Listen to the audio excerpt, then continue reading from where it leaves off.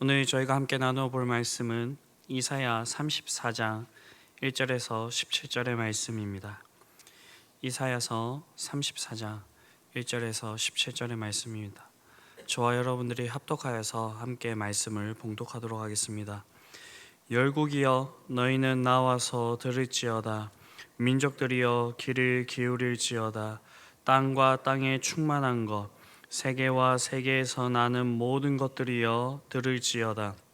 대저 여호와께서 열방을 향하여 진노하시며 그들의 만군을 향하여 분내사 그들을 진멸하시며 살육당하게 하셨은즉 그 살육당한 자는 내더진 바 되어 그 사체 위에 악취가 솟아오르고 그 피에 산들이 녹을 것이며 하늘의 만상이 사라지고 하늘들이 두루마리 같이 말리되 그 만상의 세자남이 포도나무 잎이 마름 같고 무화과 나무 잎이 마름 같으리라. 여호와의 칼이 하늘에서 족하게 마셨은즉 보라 이것이 에돔 위에 내리며 진멸하시기로 한 백성 위에 내려 그를 심판할 것이라. 여호와의 칼이 피 곧 어린 양과 염소의 피에 만족하고 기름 곧 순양의 콩팥 기름으로 윤택하니 이는 여호와를 위한 희생이 보스라에 있고 큰 살육이 에돔 땅 위에 있음이라. 들소와 송아지와 수소가 함께 도살장에 내려가니 그들의 땅이 피에 취하며 흙이 기름으로 윤택하리라. 이것은 여호와께서 보복하시는 날이요 시온의 송사를 위하여 신원하시는 해라. 에돔의 시내들은 변하여 역청이 되고 그 티끌은 유황이 되고 그 땅은 불붙는 역청이 되며 낮에나 밤에나 꺼지지 아니하고 그 연기가 끊임없이 떠오를 것이며 세세에 항무하여 그리로 지날 자가 영영이 없겠고 당아새와 고슴도치가 그 땅을 차지하며 부엉이와 까마귀가 거기에 살 것이라. 여호와께서 그 위에 혼란의 줄과 공허의 줄을 들이우실 것인즉 그들이 국가를 이으려 하여 기인들을 부르되 아무도 없겠고 그 모든 방백도 없게 될 것이요 그 궁궐에는 가시나무가 나며 그 견고한 성에는 엉겅퀴와 새품이 자라서 승냥이의 굴과 타조의 처소가 될 것이니 들짐승이 이리와 만나며 순념소가 그 동류를 부르며 올빼미가 거기서 살면서 쉬는 처소로 삼으며 부엉이가 거기에 깃들고 알을 낳아가서 그 그늘에 모으며 솔개들도 각각 제 짝과 함께 거기에 모이리라. 너희는 여호와의 책에서 찾아 읽어보라. 이것들 가운데서 빠진 것이 하나도 없고 제 짝이 없는 것이 없으리니 이는 여호와의 입이 이를 명령하셨고 그의 영이 이것들을 모으셨음이라. 여호와께서 그것들을 위하여 제비를 뽑으시며 그의 손으로 줄을 띄어 그 땅을 그것들에게 나누어 주셨으니 그들이 영원히 차지하며 대대로 거기에 살리라. 아멘. 네, 이사야서 28장부터 33장까지는 6화에 대한 말씀을 기록하고 있습니다. 그 이후에 이어지는 오늘 본문과 35장의 말씀은 복음과 은혜의 날에 대한 그 말씀이 나오고 있습니다. 그 중에서 오늘 본문은 보응의 날, 원수들을 징벌하시는 하나님에 관한 말씀이 기록되어 있습니다. 주로 에돔에 그렇게 초점을 맞추고 있지만 이 말씀은 열방을 향한 그런 말씀입니다. 본문 11절에서 15절을 보게 되면 여기에는 온갖 동물들이 등장하게 됩니다. 당아새와 고슴도치, 부엉이, 까마귀 등과 같은 이러한 동물들이 나오고 있습니다. 이러한 동물들은 하나같이 황량한 사막과 광야, 황폐한 폐가의 그런 이미지들을 떠오르게 합니다. 에돔은 가시나무가 흉물스럽게 거쳐져 있고 한때의 견고한 요새였을 그 성터는 엉겅퀴와 새품이 마음껏 자라고 있는 것, 그것을 우리가 볼 수가 있습니다. 이것으로 우리가 알 수 있는 것은 이것들이 관리되지 못하고 이제는 버려졌다는 것을 알 수가 있습니다. 또한 우리가 이 동물들을 율법적으로 보게 된다면 이 모든 동물들은 패망한 그 에돔의 실상을 이렇게 부정적인 그런 동물의 이미지를 통하여서 상징적으로 보여주는 것이라 그렇게 볼 수가 있습니다. 한때 난공불락의 요새, 그리고 여러 개의 궁궐들이 건립되어서 영화와 번영을 누렸던 이 에돔이 이렇게 황무하게 된 이유가 무엇 때문일까요? 세상적인 시각으로 본다고 한다면 에돔을 노리는 대적들이 그 섬을 함락하고 군대와 약탈과 방화를 일삼은 그러한 결과라고 이야기를 할 수 있겠지만, 성경이 일관적으로 얘기하고 있는 것은 이곳이 이렇게 황폐하게 된 것은 그들의 죄 때문이라는 것입니다. 다시 말하면 죄가 그들을 그토록 처참한 지경에 몰아넣은 것이며 그들의 삶의 터전을 황폐하게 만들었다라는 것입니다.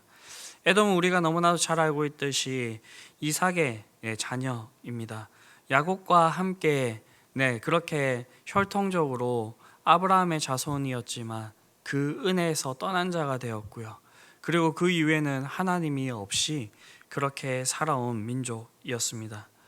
하나님이 없는 그 가운데에 죄가 임하게 되고요. 죄가 임하게 될 때에 이러한 결과가 일어나게 된다는 것을 우리에게 알려주고 있는 것입니다. 이는 성경 전반에서 가르치는 중요한 가르침입니다. 하나님께서 창조하신 선한 세상이 어떻게 죄와 고통이 가득한 곳이 되었습니까? 그것은 사람의 범죄로 인하여서 인류의 첫 조상이었던 아담이 하나님의 말씀에 불순종하여서 인류에게 죄가 들어오게 됨으로써 세상이 같이 이 죄로 인하여서 오염된 그런 결과라는 것입니다. 사람의 범죄로 인하여서 땅이 가시 덤불과 엉겅퀴를 내게 되었다라고 그렇게 창세기는 얘기하고 있습니다.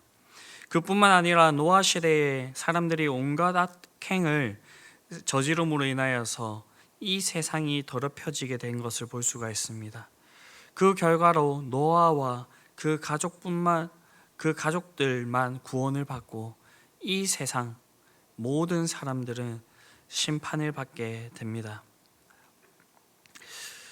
그리고 그 뒤에 역사들을 보더라도 가장 번영하였던 소돔과 고모라 황폐하게 된 이유, 그리고 하나님을 대적하고 이스라엘을 압제하였던 애굽 땅에 내려진 그 10가지의 심판으로 인하여서 그 애굽 땅이 황폐하게 되는 그러한 경우들을 통하여서 이 죄가 사람뿐만 아니라 온 세상을 오염시키고 황폐하게 만든다라는 것을 볼 수가 있습니다. 이렇게 죄악으로 가득한 열방을 향하여서 하나님은 열국이여 너희는 나와 들을지어다, 민족들이여 귀를 기울일지어다, 땅과 땅에 충만한 것, 세계와 세계에 나는 모든 것들이여 들을지어다 라고 말씀하고 있습니다.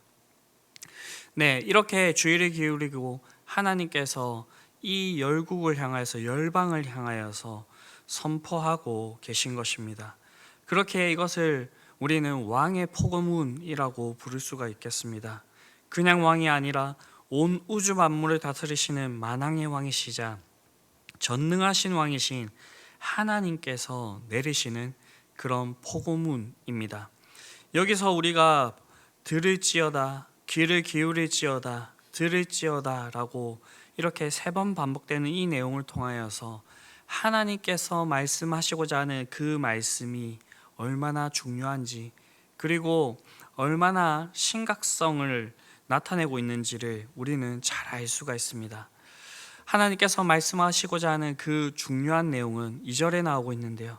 대저 여호와께서 열방을 향하여 진노하시며 그들의 만군을 향하여 분내사 그들을 진멸하시며 살육당하게 하셨은즉, 하나님의 진노와 심판에 대한 그 내용을 담고 있습니다. 그런데 오늘 본문에서 담고 있는 이 심판은요, 그냥 국기적인 그러한 심판이 아니라 최후의 심판을 나타내고 있는 것입니다. 성경은 곳곳에서 세상에 대한 하나님의 최후의 심판에 대해서 예언하고 있습니다.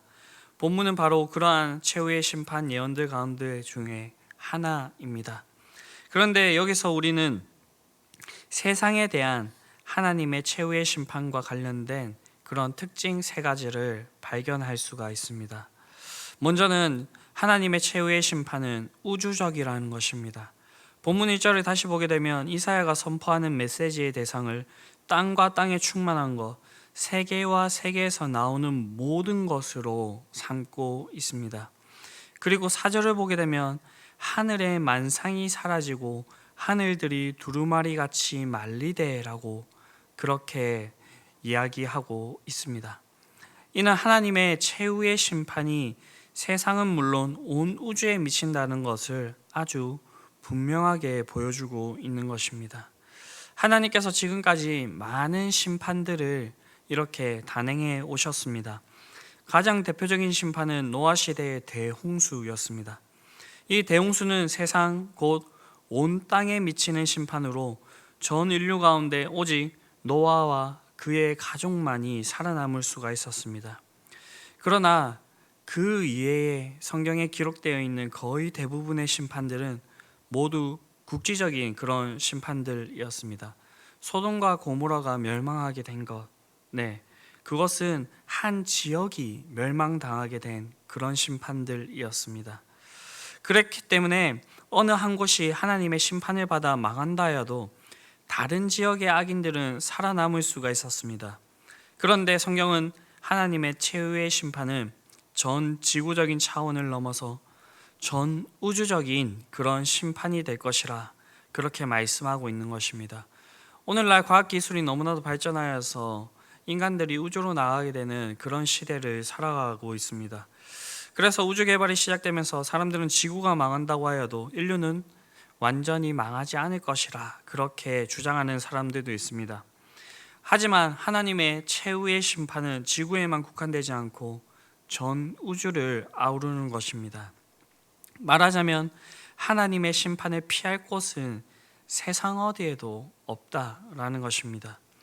그렇게 이 최후의 심판이 하나님께서 마련하신 구원의 방주에 승선하지 않는 이상은 모두가 멸망당하게 된다라는 것입니다.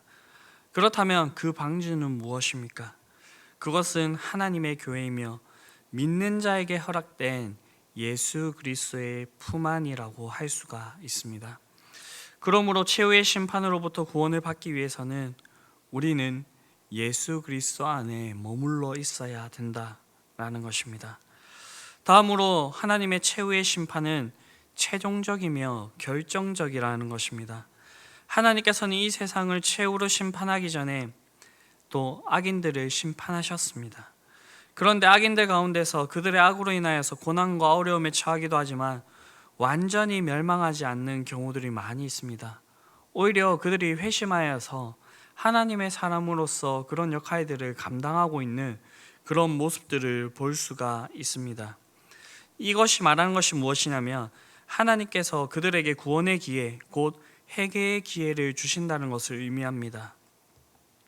그러나 하나님의 최후의 심판은 말 그대로 최후의 심판입니다. 최종적인 심판이면서 결정적인 심판입니다. 그렇기 때문에 하나님의 최후의 심판의 때는 더 이상의 회개와 기회도 구원의 기회도 없습니다. 하나님의 최후의 심판은 악인으로 영원한 멸망에 처하게 하는 그런 심판이라는 것입니다. 그러므로 이러한 최후의 심판에 이르지 않으려면 오직 최후의 심판에 이르기 전에 회개하고 하나님께로 돌이키는 그러한 길밖에 없다라는 것입니다. 마지막으로는 하나님의 심판은 의인을 위한 복수의 성격을 지니고 있다라는 것입니다. 8절을 보면 이것은 여호와께서 보복하시는 날이라고 그렇게 기록하고 있습니다. 즉 최후의 심판은 하나님께서 성도들을 위하여 악인들에게 보복하시기 위하여서 베푸시는 그런 심판이라는 것입니다. 이날에 하나님께서는 자신들의 백성들을 핍박하고 슬프게 한 자들을 영원한 형벌로 심판하여 성도들의 원한을 갚아 주실 것이라는 것입니다. 그렇게 우리 성도들은 이 세상을 살아가면서 하나님의 말씀대로 살아갈 수가 있는 것이고요. 죄의 꾀를 따르지 않고, 악인들의 꾀를 따르지 않고, 죄의 길에 그렇게 서지 않고, 오만한 자의 자리에 앉지 않으며 악을 선으로 갚으며, 그렇게 하나님의 최후의 심판을 바라보며 소망과 용기를 가지고 그렇게 살아갈 수 있다라는 것입니다. 그리고 우리가 소망하는 바, 이 심판의 때는 반드시 우리에게 임하게 될 것입니다. 오늘 본문 16절을 보게 되면 너희는 여호와의 책에서 찾아 읽어보라. 이것들 가운데 빠진 것이 하나도 없고 제 짝이 없는 것이 없으리니 이는 여호와의 입이 이를 명령하셨고 그의 영이 이것들을 모으셨음이라 라고 그렇게 기록하고 있습니다. 어떤 사람들은 이 말씀을 전후 문맥을 전혀 고려하지 않고 이 말씀만 따로 분리하여서 하나님의 모든 말씀에는 그와 관련된 짝이 있다라고 주장을 합니다. 그래서 오늘 이 말씀도 그 짝을 찾아야 된다라고 그렇게 시도를 하면서 이 말씀을 잘못되게 해석하는 그런 경우들이 있습니다. 그러나 오늘 본문의 이 말씀이 모든 말씀에 그에 해당하는 짝이 있다라고 의미하는 것이 아니라 문맥을 따라서 살펴보게 되면 이사야 자신이 선포한 예언, 즉 34장에 기록된 에돔과 관련된 열방과 관련된 이 예언이 반드시 성취될 것임을 강조하는 표현입니다. 즉 성경의 모든 예언은 이 예언이 성취라고 하는 짝을 지니고 있으며 하나님께서 말씀하신 이 보응의 날이 반드시 임하게 될 것이라는 것을 그렇게 얘기하고 있는 것입니다. 이와 관련하여서 하나님은 이사야서 55장 11절에서 내 입에서 나가는 말도 이와 같이 헛되이 내게로 되돌아오지 아니하고 나의 기뻐하는 뜻을 이루며 내가 보낸 일에 형통함이라 라고 말씀하셨고, 하박국 2장 3절의 말씀을 보게 되면 이 묵시는 정한 때가 있나니 그 종말이 속히 이르겠고 결코 거짓이 아니하리라. 비록 더딜지라도 기다리라. 지체되지 않고 반드시 응하리라 라고 그렇게 말씀하고 있습니다. 하나님께서 말씀하신 이 내용들은 1.1핵도 땅에 떨어지지 않고 반드시 성취될 것입니다. 그렇기 때문에 우리는 이 보응의 날 최후의 심판이 오기 전에 우리는 우리의 마음을 되돌려서 하나님께로 돌아가야 되고요. 그리고 그 하나님 안에서 우리가 정말로 하나님의 백성답게 그렇게 신실하게 살아가야 된다라는 것입니다. 앞서 얘기했듯이 혈통적으로는 이 에서도 하나님의 은혜를 받을 수 있는 그런 존재였지만 에서는 스스로 그 은혜의 자리에서 떠나가게 되었고요. 그리고 결국에는 이들이 오늘날 이렇게 멸망당할 것이라, 최후의 심판을 당할 것이라, 보응을 당할 것이라 라고 하는 그러한 이야기들을 듣고 있습니다. 우리는 이것을 반면교사 삼아서 하나님의 그 은혜의 자리에서 떠나지 않는 자들이 되기를 원하고요. 그리고 이 최후의 심판이 정말 우리에게는 그 심판을 넘어서 우리에게 있을 그날을 기대하게 되는 그런 소망의 말씀이 될 수 있게 되기를 간절히 바랍니다. 기도하시겠습니다. 사랑과 은혜가 풍성하신 아버지 하나님, 하나님의 말씀은 반드시 이루어지며 그때가 우리에게 너무 더디게 오는 것처럼 보일 때도 있고, 우리가 살아가는 현실 속에서 그 말씀이 우리와 멀어 보일 때도 있지만 하나님 아버지, 그것이 더디고 하나님 아버지 지체되더라도 그것이 반드시 이루어질 줄 우리가 믿습니다. 그렇기 때문에 하나님께서 우리에게 주시는 이러한 말씀들을 우리 가슴 속에 새기고, 하나님 아버지, 우리가 정말로 하나님의 뜻을 따라서 하나님의 은혜 가운데 거하며 그렇게 나아가기를 원합니다. 우리를 붙들어 주시옵시고 우리가 정말로 이 말씀을 가지고 소망 중에 이 세상을 온전히 살아갈 수 있도록 우리를 붙들어 주시고 함께 하여 주시옵소서. 오늘은 자녀들과 함께하는 수요 예배가 있는 날입니다. 주님, 이 가운데 우리의 발걸음을 인도하여 주시옵시고 우리가 전 세대가 모여서 하나님을 예배하고 그 가운데서 주님께서 주시는 그 은혜를 힘입어서 우리가 이 학기를 온전히 시작할 수 있는 그런 나이들이 되기를 원하오니 주님께서 이 나이들을 기억하여 주시고 우리들의 발걸음을 인도하여 주시고 그리고 우리에게 은혜를 내려 주시옵소서. 이 모든 말씀 우리를 구원하신 예수 그리스도의 이름으로 기도드립니다. 아멘.